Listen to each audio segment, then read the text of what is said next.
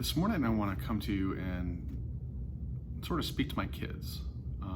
So if you're watching this, you're not my kid, you're not one of my children. I hope you stay tuned because it speaks to all of us. But as a father, as a minister, I want to speak specifically to my children and let this be sort of a time capsule, if you will, of wisdom. We're living in a day and age right now where we are starting to repeat things from the past. Everything that's happening now, there's nothing new. This has been going on since the very beginning of time, since Adam and Eve rebelled against God, said, you know what, we want to do our own thing. The heart of man has been corrupt, and God has tried over and over again to bring his people back to him.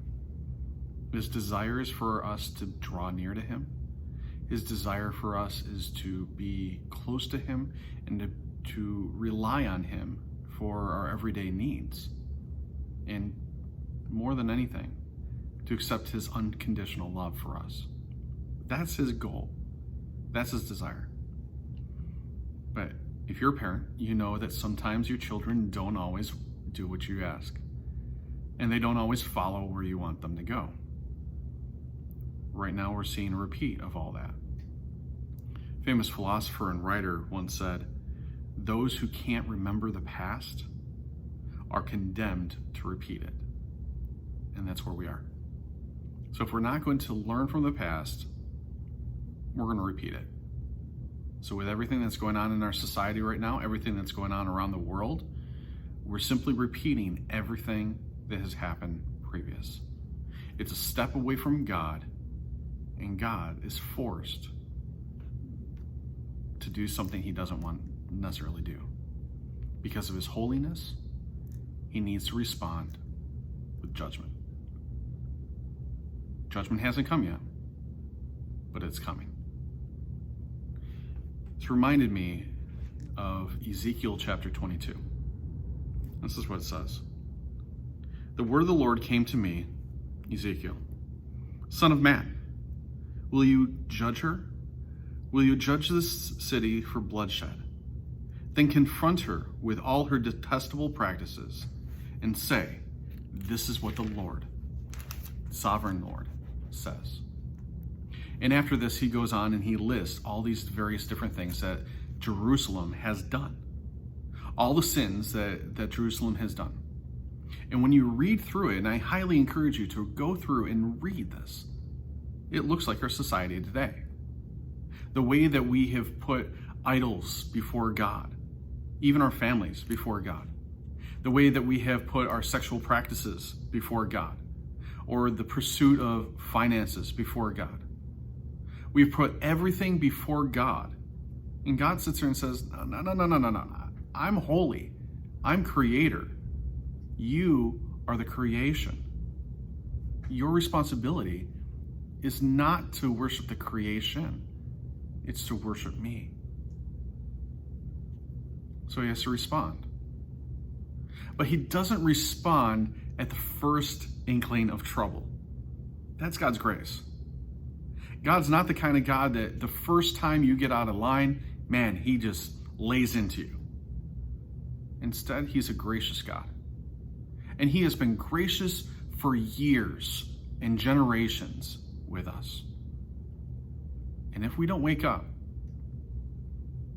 we can't be surprised that justice will come, that judgment will come, and that God's holiness will have to be maintained. But there's hope. You know, this is not a message of doom and gloom. There is hope. This is what it says. When you go all the way down, verse 30. After he had just laid out, this is what I have against them. This is what I have against Jerusalem. This is what I have against my people. They've turned their back on me. I have all this against them. He says this, verse 30. "I looked for someone among them who would build the wall and stand before me in the gap on behalf of the land, so that I would not have to destroy it. But I found none. I found no one. the reason that Jerusalem was eventually destroyed by the Babylonians was because of their sin. And there wasn't enough people to sit there and say, you know what? We need to get back to God. We need to turn our hearts back to Him. People, we need to wake up. Church, we need to wake up. There's a civilization right now that is primed to take our rights away because we're being silent. We are not standing up for the virtues that God has put before us. And if we don't do anything, if God looks at America and He looks at the church and He looks at the world and He sees no one willing to stand in the gap for Him, that's when judgment comes. We have a choice. We always have a choice to serve God, to live for Him, or to recoil back and live for self. Verse 31. So I will pour out my wrath on them and consume them with my fiery anger, bringing down all their heads, bring on them their own heads, all that they have done, declares the sovereign Lord. Church, we got to wake up. It's not about race. It's not about rich or poor, black or white, slave or free, man or woman. If we're not loving God with our whole heart, that's the issue. And if we don't act now, and God sees that there's no one to stand in the gap, like a father, He has no other choice than to bring judgment on His children. This morning, as I laid in bed, I looked at my littlest and I cried because of the culture he's going to be living in. This is not where we should be. And it's my fault. It's our fault. Because we have allowed other things to take the place of God in our lives and in our civilization.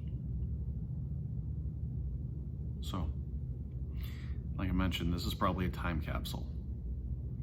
How much time we have until our Jerusalem falls, I don't know. I know things are speeding up, though. Men, take a stand in your family. Put God first. Ladies, encourage your man to put God first by setting that example. Teach your children what it is to follow God with all their heart, all their soul, all their mind, all their strength. Place Him first. And be the one that God says, you know what, I looked among the people, I looked among the land, trying to find one, and I found some. Be that son.